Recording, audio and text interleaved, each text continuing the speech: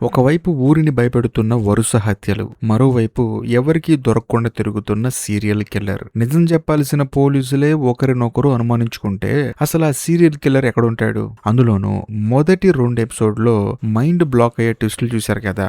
ఈ ఎపిసోడ్ లో రాబోయే ట్విస్ట్ అయితే మీరు అస్సలు ఊహించరు. అందులోనూ స్టోరీని ఒక మలుపు తిప్పి అవతల పడేస్తుంది. హాయ్ అందరికీ నమస్కారం. ఈ రోజు నేను మీకోసం బియాండ్ ఈవిల్ అనే కొరియన్ వెబ్ సిరీస్ లోని 3వ ఎపిసోడ్ ని ఎక్స్ప్లెయిన్ చేయబోతున్నాను. ఇంకా డైరెక్ట్ గా కథలోకి వెళ్లే ముందు మీరు కనుక మన ఛానల్ కి ఫస్ట్ టైం వస్తే సబ్స్క్రైబ్ చేసి బెల్ ఐకాన్ ప్రెస్ చేయండి. ఇంకా డైరెక్ట్ గా కథలోకి వెళ్తే ఈ స్టోరీ స్టార్టింగ్ లోనే గ్రోసరీ స్టోర్స్ ఓనర్ చూపిస్తారనమాట. తానేంటంటే తన షాప్ లో కూర్చొని బాధపడుతూ ఉంటాడు. అందులోనూ తన కూతురి 10,000 తన షాప్ ముందు ఉండేసరికి తనకేంటంటే ఎంతగానో బాధ అనిపిస్తుంది అనమాట. మరి ముఖ్యంగా తన కూతురు కనిపించకుండా పోయింది. ఇప్పుడు తను ఎక్కడుందో ఏమైందో, ఇంతకు ముందు చాలా మంది అమ్మాయిలు ఇలా చనిపోయారు, తన కూతురు కూడా ఇలా చనిపోతుందని చెప్పేసి బాధపడుతూ ఉంటాడు. అదే సమయంలో హీరో వాళ్ళ పై అధికారి వచ్చేసి ఆ స్టోర్ ఓనర్ కి ధైర్యం చెప్తారనమాట. నువ్వేం కంగారు పడమాకు, అందులోని షాప్ మొత్తాన్ని చెక్ చేయాలి.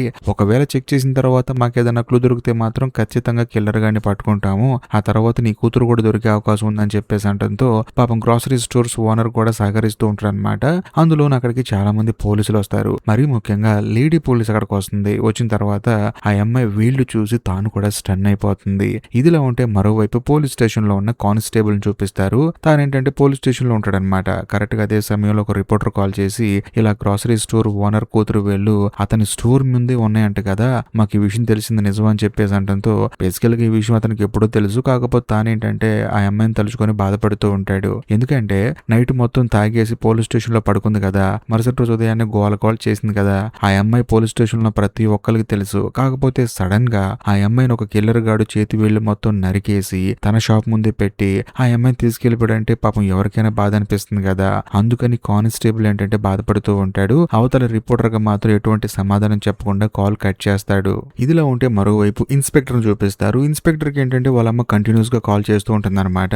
ఎందుకంటే బేసికల్ గా ఇన్స్పెక్టర్ వాళ్ళమ్మ పొలిటీషియన్ అనమాట. ఈ ఊర్లో ఏం జరగట్లేదు, మా పార్టీ ఉండటం వల్ల అంత మంచి జరుగుతుందని చెప్పేసి ఆవిడ పబ్లిసిటీ చేసుకుంటూ ఉంటుంది. కాకపోతే ఇప్పుడు గ్రోసరీ స్టోర్ ఓనర్ కూతురు కనిపించకుండా పోవడం, అందులోనూ ఆ అమ్మాయి చేతి వేలు స్టోర్ ముందు ఉండటం ఇదంతా చూసి ఆవిడ ఇన్స్పెక్టర్ కాల్ చేస్తూ ఉంటుంది. కాకపోతే మనోడేమో ఫోన్ లిఫ్ట్ చేయడు. ఎందుకంటే ఆ కనిపించకుండా పోయిన అమ్మాయి మనోడు కూడా తెలుసు అనమాట. కాకపోతే ఇన్స్పెక్టర్ వాళ్ళ అమ్మ కోపం వచ్చేసి ఏంట్రా ఎన్నిసార్లు ఫోన్ చేసినా లిఫ్ట్ చేయమని చెప్పేసి తనకి మెసేజ్ సెండ్ చేస్తుంది. కట్ చేస్తే మరోవైపు సెకండ్ హీరోని చూపిస్తారు. బేసికలీగా సెకండ్ హీరో ఏంటి, ఆ గ్రోసరీ స్టోర్ ఓనర్ కూతురు వేళ్ళు చూసింది మొట్టమొదటి ఈ సెకండ్ హీరో, ఆ తర్వాత ఫస్ట్ హీరో కదా. అందుకని లేడీ పోలీస్ ఏం చేస్తుందంటే వీళ్ళిద్దరిని ఇన్వెస్టిగేట్ చేయాలని చెప్పేసి మధ్యాహ్నం 3 గంటలకి సెకండ్ హీరోని ఫస్ట్ హీరోని పోలీస్ స్టేషన్ కి రమ్మని చెప్పేసి మెసేజ్ పంపిస్తుంది. అందులోని సెకండ్ హీరో ఆ మెసేజ్ చూస్తాడు. మరి ముఖ్యంగా తానేంటంటే ఈ హత్యలన్నిటికీ సంబంధించిన క్లూస్ అన్ని తన దగ్గర ఉన్నాయి కదా. అందులో ఇప్పుడు ఒక అమ్మాయి కనిపించకుండా పోయింది. దాంతో సెకండ్ హీరో ఏం చేస్తాడంటే 7వ అమ్మాయి అని చెప్పేసి రాస్తాడు. మరి ముఖ్యంగా ఇంతకు ముందు ముసలాయిని వెతుక్కుంటూ వెళ్ళినప్పుడు ఆ పొలంలో ఒక శవం కనిపించింది కదా, అది 6వ అమ్మాయి అనమాట. సో దీన్ని బట్టి మనకు అర్థమైపోతుంది మొత్తం ఇంతకు ముందు ఒక 5గురు అమ్మాయిల్ని ఆ కిల్లర్ గాడు చంపేశాడు అని చెప్పేసి. అందులోనూ వీళ్ళందరినీ చంపింది వీడే అని చెప్పేసి సెకండ్ హీరో ఏంటంటే ఫస్ట్ హీరో ఫోటో పెట్టుకుని ఇతనే హంతకుడు అని చెప్పేసి నోట్ చేసి పెట్టుకుంటాడు. కట్ చేస్తే మరోవైపు ఫస్ట్ హీరోని చూపిస్తారనమాట. బేసికల్ గా ఫస్ట్ హీరో కూర్చొని ఆలోచిస్తూ ఉంటాడు. అంతేకాకుండా హీరోకి ఏంటంటే కొంచెం ప్రాబ్లం ఉంటుందన్నమాట. ఇంతకు ముందు కూడా రోడ్డు మీద నడిచేటప్పుడు సడన్ గా చెవులు గుయ్యి అని చెప్పేసి రోడ్డు మీద స్టన్ అయిపోయాడు కదా, అలాగే ఇప్పుడు తనకి చెవులు గుయ్యి అని చెప్పేసి స్టన్ అయిపోతాడు. ఇంకా ముఖ్యంగా హీరోకి కొన్ని విజువల్స్ కనిపిస్తూ ఉంటాయి. 20 సంవత్సరాల క్రితం నీ చెల్లెలి వేలు ఎలా కట్ చేసావని చెప్పేసి పోలీసులు ఇన్వెస్టిగేషన్ తీస్తున్నారు కదా, ఆ విజువల్స్ అన్ని తనకి గుర్తొస్తూ ఉంటాయి. అందులోనూ 20 సంవత్సరాల క్రితం చనిపోయిన షాప్ అమ్మాయి తనకి కనిపిస్తూ ఉంటుంది అనమాట. ఆ తర్వాత మన కథలో హీరో ఏం చేస్తాడంటే బేస్మెంట్ లో తన చెల్లెలి కేసు ఫైల్స్, ఆ తర్వాత షాప్ అమ్మాయి కేసు ఫైల్స్ అంటించి పెట్టుకున్నాడు కదా, వాటన్నిటిని పీకేసి మొత్తం వరుసగా పెట్టుకుంటాడు. అంతేకాకుండా అక్కడ కట్ చేసినట్లు పీకేసినట్లు ఏం ఆధారాలు లేకుండా మొత్తం క్లీన్ చేసుకుంటాడు. కాకపోతే టేబుల్ మీద మాత్రం కొంచెం బ్లడ్ మార్కులు ఉంటాయి. ఆ తర్వాత ఫస్ట్ హీరో ఏం చేస్తాడంటే 2 కేసు ఫైల్స్ తీసుకొని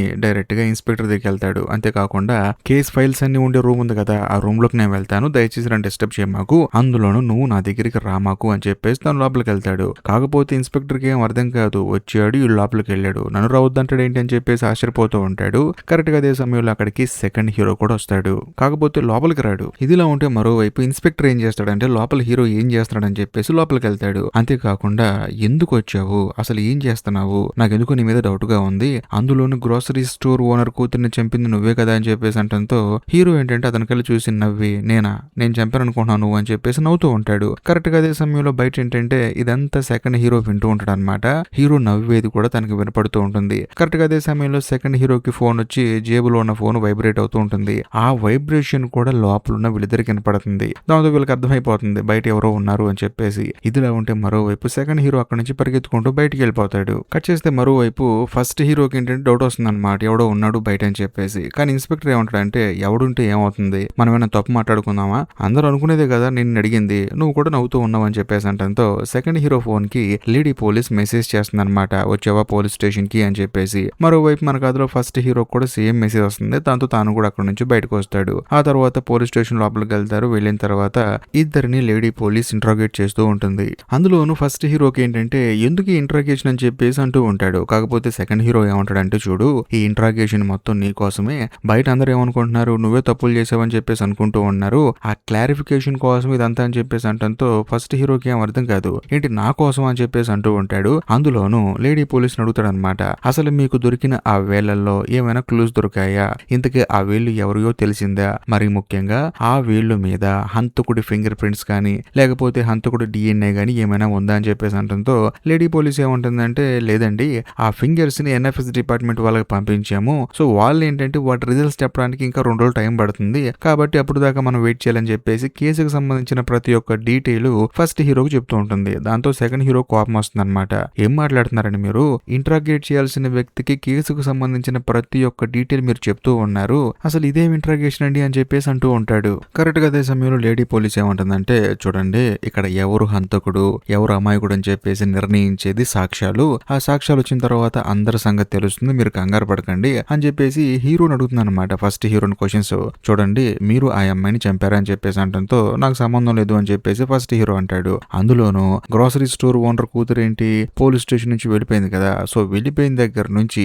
మీకు ఆ అమ్మాయి వీళ్ళు కనిపించేంత వరకు మధ్యలో ఆ అమ్మాయి ఎక్కడన్నా కనిపించిందని చెప్పి అడిగితే నాకు అసలు కనిపించలేదు అని చెప్పేసి ఫస్ట్ హీరో అంటాడు. కాకపోతే పక్కనే ఉన్న సెకండ్ హీరో కోపం వస్తుంది అనమాట, ఏం అడుగుతున్నారండి మీరు, ఇంట్రాగేట్ చేసే విధానమేనా ఇది, మీకు ఆ అమ్మాయి కనిపించిందా అని చెప్పేసి అడిగారు, దాంతో అతను కూడా కనిపించలేదు అని చెప్పేసి అన్నాడు. మరి మీరు ఆ సమయంలో ఎక్కడున్నారు అని చెప్పేసి అడగాలి కదా, రాత్రి నుంచి ఉదయం వరకు మీరు ఎక్కడున్నారని చెప్పేసి ఎంక్వైరీ చేయాలి కదా అని చెప్పేసి అంటంతో పక్కనే ఉన్న లేడీ పోలీస్ ఏముంటుందంటే ఎక్కడుండేదేంటి, మనందరం కలిసి రెస్టారెంట్కి వెళ్ళాము, 11:30కి తన ఇంట్లోంచి బయటికి వెళ్ళాడు, సో 11:30 వరకు తను మనతోనే ఉన్నాడు కదా అని చెప్పేసి అంటంతో సెకండ్ హీరో కోపం వస్తుంది. ఒక అనుమానితుడికి ఎంక్వైరీ చేసే డిటెక్టివే సపోర్ట్ చేస్తుంది, తానే సాక్ష్యం చెప్తుంది, అసలు ఈ విడ్డూరం ఎక్కడైనా ఉందా అని చెప్పేసి తాను రివర్స్ అయిపోతాడు. అంతేకాకుండా ఒక మెంటల్ ఎక్కించే క్వశ్చన్ అడుగుతాడనమాట, అదేంటంటే 20 సంవత్సరాల క్రితం అనుమానితుడు ఎవరు, ఫస్ట్ హీరో. అంతేకాకుండా తనని అనుమానించి పోలీస్ డిపార్ట్మెంట్ వాళ్ళు వదిలేశారు, సో ఆ తర్వాత ఏంటి హత్యలన్నీ ఆగిపోయాయి, మరీ ముఖ్యంగా తానేంటి రీజనల్ ఇన్వెస్టిగేషన్ యూనిట్ లో పనిచేయడానికి వెళ్ళాడు, అక్కడ ప్రమోట్ అయిపోయి మళ్ళీ ఇక్కడికి వచ్చాడు, సో ఇక్కడికి వచ్చిన తర్వాత మళ్ళీ హత్యలు మొదలయ్యాయి, మరీ ముఖ్యంగా లాస్ట్ 2 హత్యలు అంటే కనిపించకుండా పోయిన ఆ అమ్మాయి చేతి వేళ్లు చూసింది ఎవరు, హీరోనే, మరీ ముఖ్యంగా ఆ రెల్లుగడ్డి పొలంలో ఇంకొక అమ్మాయి శవాన్ని చూసింది ఎవరు, హీరోనే. మీకు అర్థం కావట్లేదా ఇదంతా చేస్తుంది హీరో అని చెప్పేసి, తను ఏ క్షణంలో అయితే వెళ్ళాడో అప్పుడు హత్యలన్నీ ఆగిపోయాయి, తను ఎప్పుడైతే మళ్ళీ ఇక్కడికి వచ్చాడో అప్పుడు హత్యలు మొదలయ్యాయి, మీలాంటి వాళ్ళు ఇన్వెస్టిగేట్ చేస్తే ఖచ్చితంగా కిల్లర్ తప్పించుకునే ప్రమాదం ఉంది, కాబట్టి మీరు అడిగే క్వశ్చన్స్ కి నేను ఆన్సర్ చెప్పను, ఎందుకంటే మీరు హంతకుని వదిలేస్తారని చెప్పేసి సెకండ్ హీరో కోపంగా అక్కడి నుంచి లెగిసి వెళ్ళిపోతున్నప్పుడు హీరో ఒక మాస్టర్ స్ట్రోక్ ఇస్తాడు, చూడు బంగారం నువ్వు చెప్పిందంతా బాగానే ఉందమ్మా, బట్ నేను అడిగే క్వశ్చన్స్ కి నువ్వు ఆన్సర్ చెప్పు అని చెప్పేసి ఫస్ట్ హీరో ఏమంటాడంటే చూడమ్మా బంగారం, ఇప్పుడు గ్రోసరీ స్టోర్ ఓనర్ కూతురు వేళ్ళు కనిపించిన చోట నువ్వేం చేస్తున్నావు, నువ్వు కూడా అక్కడే ఉన్నావు కదా, అసలు నీకు అక్కడ పని ఏంటి అని చెప్పేసి అంటంతో సెకండ్ హీరోకి మైండ్ బ్లాక్ అయిపోతుంది. అందులోని సెకండ్ హీరో ఏమంటాడంటే చూడండి మీరు కేసుని ఎటో తీసుకెళ్లిపోతున్నారు, 20 సంవత్సరాల క్రితం ఎవడైతే హత్యలు చేశాడో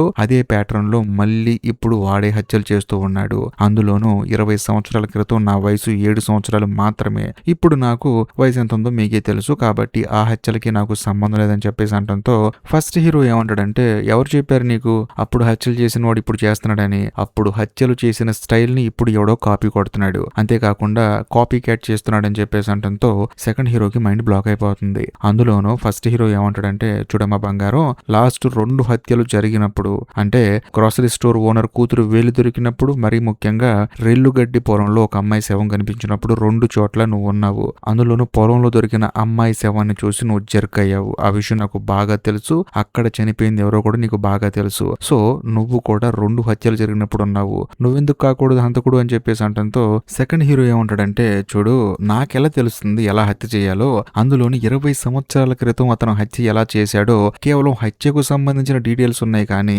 హత్య ఎలా చేశాడు అనే డీటెయిల్స్ న్యూస్ పేపర్లో రాలేదు.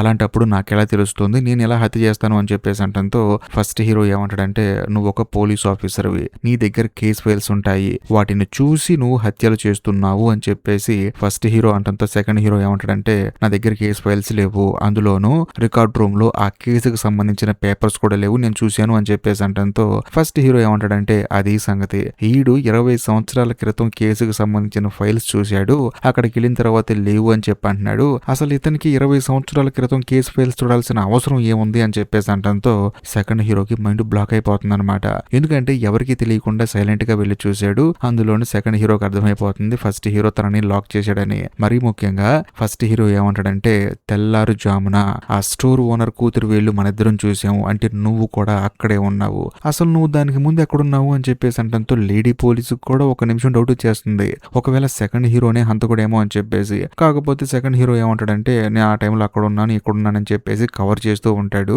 అందులో ఫస్ట్ హీరో ఏమంటాడంటే, గ్రోసరీ స్టోర్ షాప్ కి ఆ తర్వాత నా ఇంటికి మధ్యలో పెద్దగా దూరం ఏమీ లేదు, కాకపోతే నువ్వు మాత్రం ఉదయాన్నే అక్కడికి వచ్చున్నావు, నువ్వే హంతకుడు అని చెప్పేసి అంటంతో దీనికి నాకు సంబంధం లేదని చెప్పేసి సెకండ్ హీరోకి భయం వేసి అక్కడి నుంచి డైరెక్ట్ గా వాళ్ళ నాన్నగారిని మీట్ అవుతాడు. వాళ్ళ నాన్నగారు డిప్యూటీ కమిషనర్ కదా, ఆయన దగ్గరికి వెళ్ళి జరిగింది మొత్తం చెప్తాడు. దాంతో ఆయన నెత్తి నోరు కొట్టుకుంటాడు, ఒరే నిన్ను అసలు కేసులోకి రావద్దని చెప్పాను, పోనీ వస్తే వచ్చావు, అదేదో నువ్వే హంతకుడైనట్టు ఫ్రేమ్ అయ్యావు కదరా అని చెప్పేసి అంటంతో సెకండ్ హీరోకి ఏం అర్థం కాదనమాట. కాకపోతే సెకండ్ హీరో ఏమంటాడంటే, చూడనా నువ్వు నాకు ఒకే ఒక హెల్ప్ చేయి, మొత్తం నేను చూసుకుంటాను, అదేంటంటే కేస్ ఫైల్స్ ఉండే ఆ రూమ్ కి సీసీ కెమెరాస్ ఉన్నాయి కదా, ఆ ఫుటేజ్ నాకు కావాలి, అది గనక నాకు ఇస్తే ఖచ్చితంగా నేను ఇందులోంచి బయటపడతా అని చెప్పేసి అంటూ ఉంటాడు. మరోవైపు మన కథలో ఫస్ట్ హీరోని చూపిస్తారు. తానేంటంటే బేస్మెంట్ మొత్తం క్లీన్ చేసుకుంటూ ఉంటాడనమాట. కాకపోతే టేబుల్ మీద ఉన్న బ్లడ్ మాత్రం చూసుకోడు, అంటే లైట్ గా కొంచెం బ్లడ్ ఉంటుంది, అందులోను మొత్తం క్లీన్ చేసుకున్నప్పుడు పైన ఎవరో వస్తారనమాట. ఎవరో వచ్చారని చెప్పేసి వెళ్ళి చూస్తే వచ్చింది ఎవరో కాదు, లేడీ పోలీస్. ఆ తర్వాత ఇన్స్పెక్టర్ వస్తారనమాట.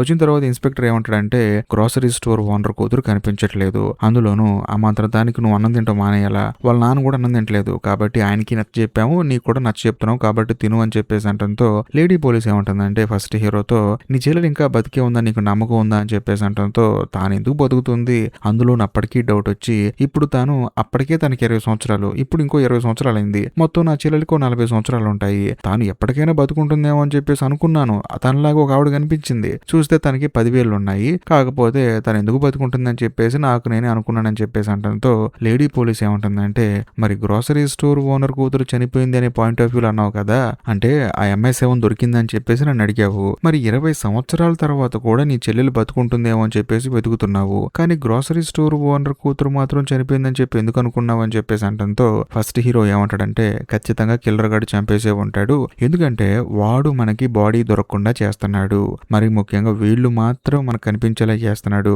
నా గెస్సింగ్ ప్రకారం వాడు ఖచ్చితంగా చంపేసి ఉంటాడు అని చెప్పేసి అంటంతో వాళ్ళు కూడా అవునా అని చెప్పేసి అక్కడ నుంచి బయటకు వస్తారు. కాకపోతే లేడీ పోలీస్ కి ఏంటంటే హీరో మీద డౌట్ వచ్చేసి బయటకు వచ్చిన తర్వాత ఇన్స్పెక్టర్ అడుగుతుంది, ఏంట్రా వీడు వాళ్ళకొని తేడాగా ఉంది అని చెప్పేసి. దాంతో ఇన్స్పెక్టర్ ఏమంటాడంటే, అతని మీద డౌట్ పడుతున్నావా, అతనికి మానసిక స్థితి సరిగా లేదు, అందులోనూ అతను ఎందుకు హత్యలు చేస్తాడు అని చెప్పేసి అంటంతో లేడీ పోలీస్ ఏమంటుందంటే, నేను కూడా అదే అంటున్నాను, అతనికి మానసిక స్థితి సరిగా లేదు, ఒకవేళ అతనే హత్యలు చేస్తున్నాడేమో అని చెప్పేసి అంటంతో ఇన్స్పెక్టర్ కూడా ఫస్ట్ హీరో మీద డౌట్ వచ్చేస్తుంది. కాకపోతే సడన్ గా లేడీ పోలీస్ ఏమంటుందంటే, నేను అనుకున్నాను రా నువ్వు హీరో మీద డౌట్ పడతావని, నాకు ఎలాంటి డౌట్ లేదు, కాకపోతే నీకు డౌట్ ఉందో లేదో అని చెప్పేసి నేను చెక్ చేశాను, అందులోని 20 సంవత్సరాల క్రితం తన చెల్లెల్ని చంపాడు అని చెప్పేసి పోలీసులు అరెస్ట్ చేసినప్పుడు కూడా నేను ఫస్ట్ హీరో మీద డౌట్ పడలేదు, కాకపోతే నువ్వే ఆ సమయంలో ఒక బుర్ర తక్కువ పని చేశావు, కాకపోతే ఇప్పుడు మాత్రం నటిస్తున్నావు, ఎందుకైనా మంచిదని చెప్పేసి నేను టెస్ట్ చేశాను, కాకపోతే ఇప్పటికీ నువ్వు హీరోని అనుమానిస్తున్నావు అని చెప్పేసి లేడీ పోలీస్ ఏంటంటే ఇన్స్పెక్టర్ని తిడుతుంది. కానీ ఇన్స్పెక్టర్ ఏమంటాడంటే,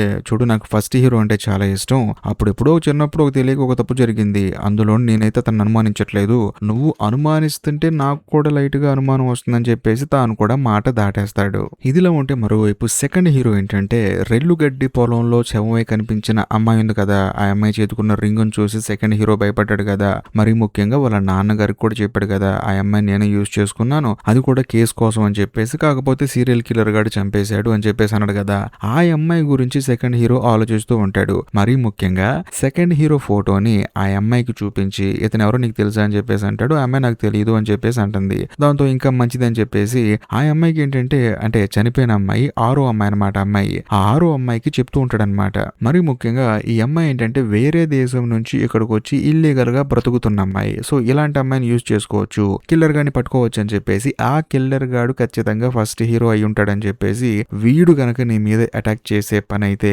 ఖచ్చితంగా నాకు 1 అని చెప్పేసి మెసేజ్ చేయని చెప్పేసి ఫోన్ ఇస్తాడు. కాకపోతే అమ్మాయి ఒప్పుకోదు కిల్లరా అని చెప్పేసి. దాంతో సెకండ్ హీరో ఏం చేస్తాడంటే పోలీస్ కదా, అందులోని ఇల్లీగల్ గా ఈ అమ్మాయి వచ్చింది, నేను చెప్పిన పని చేయకపోతే ఎంబసీ వాళ్ళకి పట్టిస్తానని చెప్పేసి బెదిరిస్తాడు. దాంతో ఆ అమ్మాయి కూడా సరే అంటుంది. అంతేకాకుండా అమ్మాయి ఫోన్ తీసుకుని వెళ్ళిపోయిన తర్వాత ఎటువంటి మెసేజ్ ఉండదు. కాకపోతే కొన్ని రోజుల తర్వాత ఆ అమ్మాయికి సెకండ్ హీరో ఏం చెప్పాడు, నీకేదైనా సమస్య వస్తే లేకపోతే ఆ కిల్లర్ గాడు ఫస్ట్ హీరో అయితే 1 అని చెప్పేసి మెసేజ్ పంపించమన్నాడు కదా. కానీ ఆ అమ్మాయి చనిపోయినప్పుడు ఆ అమ్మాయి ఇతనికి ఏంటంటే 21 పంపిస్తుంది అనమాట. మరి ముఖ్యంగా లొకేషన్ కూడా పంపిస్తుంది.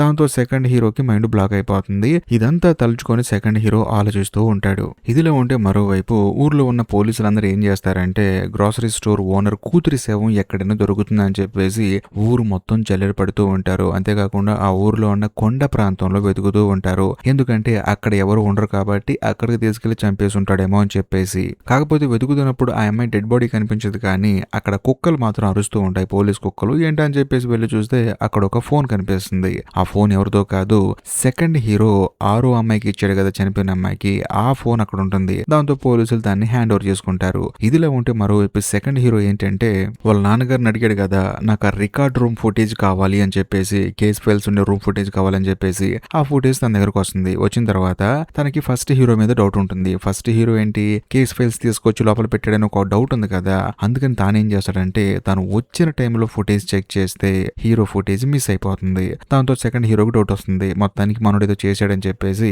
డైరెక్ట్ గా రికార్డ్ రూమ్ కే వెళ్తాడు. అక్కడ ఇన్స్పెక్టర్ ఏంటంటే సెకండ్ హీరోని చూసి ఆశ్చర్యపోతాడు, వీడేంట్రా బాబు అని చెప్పేసి. ఆ తర్వాత ఇన్స్పెక్టర్ అడుగుతాడు, ఏంటంటే ఇటు వచ్చారని చెప్పేసి అంటంతో చిన్న పని ఉంది అని చెప్పేసి డోర్ ఓపెన్ చేయమంటాడు. లోపలికి వెళ్తాడు. కేస్ ఫైల్స్ చూస్తే 2 ఫైల్స్ ఉంటాయి అనమాట. ఫైల్స్ ఎలా వచ్చాయండి, మొన్న లేవు కదా అని చెప్పేసి అంటంతో ఇన్స్పెక్టర్ ఏమంటాడంటే అదే వేరే ఫైల్స్ లో ఉన్నాయి, తీసి ఇందులో పెట్టాను అని చెప్పేసి అంటంతో సెకండ్ హీరో ఏమంటాడంటే నాకు అర్థమైపోయింది, హీరో కిల్లర్ అయితే ఆ హీరోకి హెల్ప్ చేస్తుంది నువ్వే, సో కిల్లర్ కి హెల్ప్ చేస్తున్నావా అని చెప్పేసి అంటంతో ఇన్స్పెక్టర్ కి మైండ్ బ్లాక్ అయిపోతుంది. కాదు ఇప్పుడు ఫ్లాష్ బ్యాక్ వెళ్తుంది. ఫ్లాష్ బ్యాక్ లో ఇప్పుడు ఫస్ట్ హీరో ఆ తర్వాత సెకండ్ హీరో వాళ్ళ పై అధికారి ఉంది కదా, ఆయన ఏంటంటే ఫస్ట్ హీరో వాళ్ళ చెల్లెలు మిస్సింగ్ కేసుని డీల్ చేస్తున్నాడు అనమాట. అతని దగ్గరికి ఇన్స్పెక్టర్ వెళ్తాడు. అందులోను సార్ హీరో వాళ్ళ చెల్లెలు మిస్ అయిపోయినప్పుడు రాత్రి అంతా నాతో కూర్చొని మందు కొడుతూ ఉన్నాడండి, పాపం తన అమాయకుడు, అంతేకాకుండా మేమిద్దరం మందు కొడుతుంది ఎవరు చూడలేదండి, కాబట్టి ఈ విషయం ఇప్పుడు చెప్తున్నాను అంటాడు. అది కూడా తన చెల్లెలు కనిపించకుండా పోయిన వారం తర్వాత. కానీ పై అధికారి ఏమంటాడంటే ఒరే నువ్వు ఈ విషయం చెప్తే మాత్రం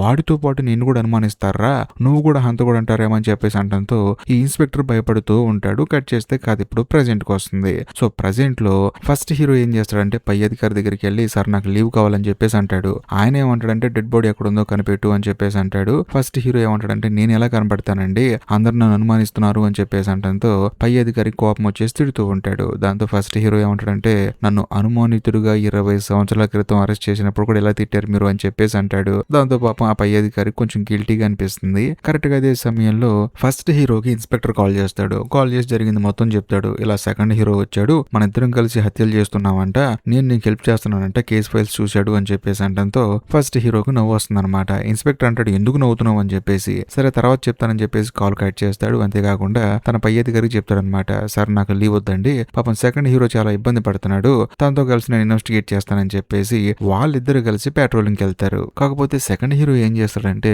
గ్రోసరీ స్టోర్ కి కొంచెం దూరంలో కారు ఆపుతాడనమాట. అందులోనూ ఆ స్టోర్ ఓనర్ బయటకు వచ్చి తన కూతురు చనిపోయిందని చెప్పేసి ఏడుస్తూ ఉంటాడు. అది చూసిన తర్వాత ఫస్ట్ హీరోకి బాధ అనిపిస్తుంది. వెంటనే పక్కనే ఉన్న సెకండ్ హీరో ఏమంటాడంటే నువ్వే కదా చేసింది అని చెప్పేసి అంటంతో ఫస్ట్ హీరోకి మైండ్ బ్లాక్ అయిపోతుంది. వెంటనే ఫస్ట్ హీరో ఏమంటాడంటే అంటే ఈ అమ్మాయిని చంపింది నేనే అంటున్నావా అని చెప్పేసి అంటంతో నేను అంటుంది అది కాదు, రికార్డ్ రూమ్ లో ఉన్న కేస్ ఫైల్స్ తీసింది నువ్వేనా అని చెప్పేసి అంటున్నాను అని చెప్పేసి అంటాడు సెకండ్ హీరో. దాంతో ఫస్ట్ హీరో ఏమంటాడంటే ఎవరు తీస్తే ఏముంది, ఫైల్స్ అక్కడికి వచ్చాయి కదా, నీకేం కావాలో అందులో చూసుకో అని చెప్పేసి అంటంతో సెకండ్ హీరో సైలెంట్ అయిపోతాడు. కరెక్ట్ గా అదే సమయంలో లేడీ పోలీస్ సెకండ్ హీరోకి కాల్ చేస్తుంది. కాల్ చేసి అర్జెంట్ గా పోలీస్ స్టేషన్ రమ్మని చెప్పేసి అంటంతో సెకండ్ హీరో కూడా ఒక్కడే పోలీస్ స్టేషన్ కి వెళ్తాడు. వెళ్ళిన తర్వాత లేడీ పోలీస్ సెకండ్ హీరోని ఇన్వెస్టిగేట్ చేస్తూ ఉంటుంది. నువ్వు ఇంతకు ముందు ఈ ఊరు వచ్చావా లేకపోతే ఇక్కడికి పోస్టింగ్ పడిన తర్వాత వచ్చావా అని చెప్పేసి అంటంతో సెకండ్ హీరో ఏమంటాడంటే నేను ఇక్కడికి పోస్టింగ్ పడిన తర్వాతే వచ్చాను అని చెప్పేసి అంటాడు. అందులోనే సెకండ్ హీరో వాళ్ళ నాన్నేంటి డిప్యూటీ కమిషనర్ కదా, కాకపోతే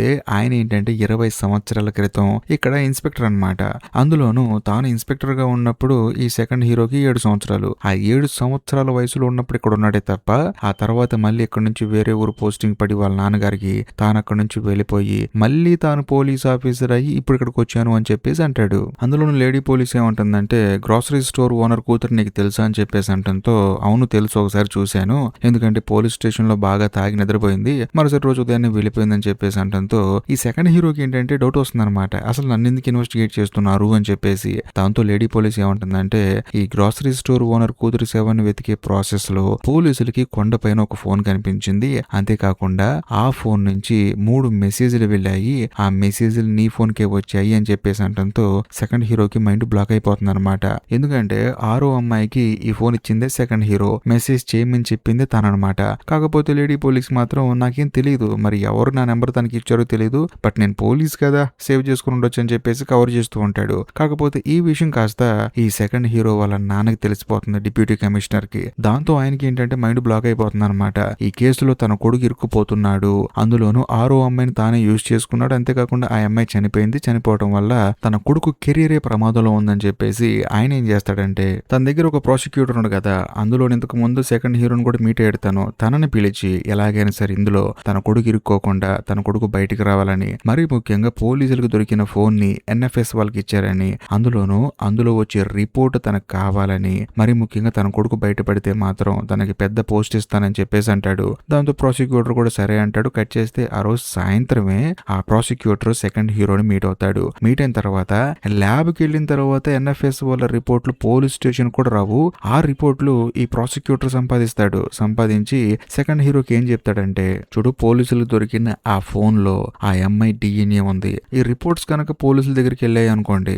ఖచ్చితంగా మీరే మొదటి ముద్దాయి అవుతారని చెప్పేసి అంటంతో సెకండ్ హీరోకి భయం మొదలవుతుంది. ఆ తర్వాత ఏంటంటే సెకండ్ హీరో వాళ్ళ నాన్న పిలిచి భయంకరంగా తిడుతూ ఉంటాడు, అసలు నీ నెంబర్ ఆ అమ్మాయికి ఎందుకు ఇచ్చావు, ఆ అమ్మాయి నీకెందుకు మెసేజ్ చేసింది అని చెప్పేసి అంటంతో సెకండ్ హీరో ఏమంటాడంటే మెసేజే కదా నేను చూసుకుంటాను, నువ్వేం కంగారు పడకంటూ ఉంటాడు. కాకపోతే సెకండ్ హీరోకి అర్థం కాని విషయం ఏంటంటే పోలీస్ కుక్కలు వెతుకుతుంది గ్రోసరీ స్టోర్ ఓనర్ కూతురి శవాన్ని, కాకపోతే ఆ శవాన్ని వాసన చూసే ప్రాసెస్ లో ఈ ఫోన్ కి వాసన ఎలా కనెక్ట్ అయింది, ఆ పోలీస్ కుక్కలు దీని దగ్గరికి ఎలా వచ్చాయి అని చెప్పేసి తన జుట్టు బీక్కుంటూ ఉంటాడు. కట్ చేస్తే మరోవైపు ఫస్ట్ హీరోని చూపిస్తారు. ఫస్ట్ హీరో పోలీస్ స్టేషన్ లో ఉన్నప్పుడు వీళ్ళందరికీ ఇన్ఫర్మేషన్ తెలిసిపోతుంది అనమాట, కొండ మీద దొరికిన ఫోన్ లో కొన్ని సెండ్ అయిన మెసేజ్లు ఉన్నాయని, ఆ మెసేజ్లు కూడా సెకండ్ హీరోకి వచ్చాయని చెప్పేసి తెలిసిపోతుంది. కరెక్ట్ గా అదే సమయంలో సెకండ్ హీరో వస్తాడు. వచ్చిన తర్వాత నేను మీకు ఈ విషయం చెప్దామని చెప్పేసి వచ్చాను, కాకపోతే మీకే తెలిసిపోయింది, ఏది ఏమైనా సరే నేను కూడా అనుమానితున్నే కాబట్టి కొన్ని రోజులు పోలీస్ స్టేషన్ కి రాను అని చెప్పేసి తను బయటికి వెళ్ళిపోతూ ఉంటాడు. కరెక్ట్ గా అదే సమయంలో ఫస్ట్ హీరో వచ్చి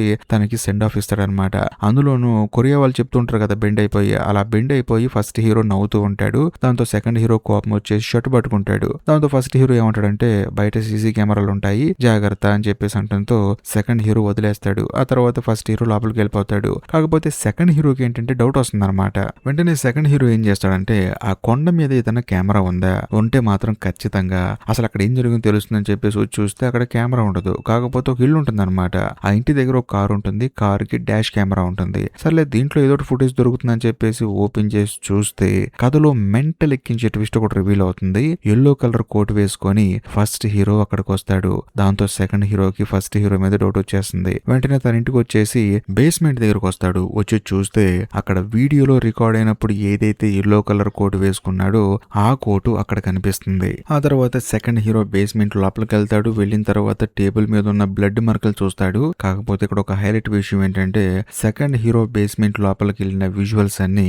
ఫస్ట్ హీరో సీసీ కెమెరాలో చూస్తూ ఉంటాడు. కరెక్ట్ గా అదే సమయంలో లేడీ పోలీస్ ఏంటంటే ఫస్ట్ హీరో ఇంటికి వచ్చి నిన్ను అరెస్ట్ చేస్తున్నాము, అది కూడా గ్రాసరీ స్టోర్ ఓనర్ కూతుర్ని చంపినందుకు అరెస్ట్ చేస్తున్నాం అని చెప్పేసి ఫస్ట్ హీరోని అరెస్ట్ చేసి పోలీసులు అతన్ని బయటకు తీసుకొస్తూ ఉంటారు. కాకపోతే మరోవైపు సెకండ్ హీరో ఏంటంటే హ్యాపీగా ఫీల్ అవుతాడు అనమాట, మొత్తానికి వీడిని పోలీసులు అరెస్ట్ చేస్తున్నారు అని చెప్పేసి. కానీ కథలో మెంటల్ ఎక్కించే ట్విస్ట్ ఇప్పుడు రివీల్ అవుతుంది. అదేంటంటే పోలీసులు అరెస్ట్ చేసి ఫస్ట్ హీరోని తీసుకెళ్లేటప్పుడు ఫస్ట్ హీరో నవ్వుతూ ఉంటాడు, నేను అనుకున్నది అనుకున్నట్లు జరుగుతుంది, అంతా నా ప్లాన్ ప్రకారం జరుగుతుంది అని చెప్పేసి తను నవ్వుతూ ఉంటాడు. ఇంతటితో ఈ ఎపిసోడ్ అయిపోతుంది. ఈ ఎపిసోడ్ కనుక ఖచ్చితంగా మీకు నచ్చినట్లయితే లైక్ చేయండి, షేర్ చేయండి, కామెంట్ చేయండి. మీ కామెంట్ కంటెంట్ కోసం వెయిట్ చేస్తూ ఉంటాను. అంతేకాకుండా ఇప్పటికీ మీరు మన ఛానల్ని సబ్స్క్రైబ్ చేసుకోకపోతే దయచేసి సబ్స్క్రైబ్ చేసి బెల్ ఐకాన్ ప్రెస్ చేయండి. బాయ్.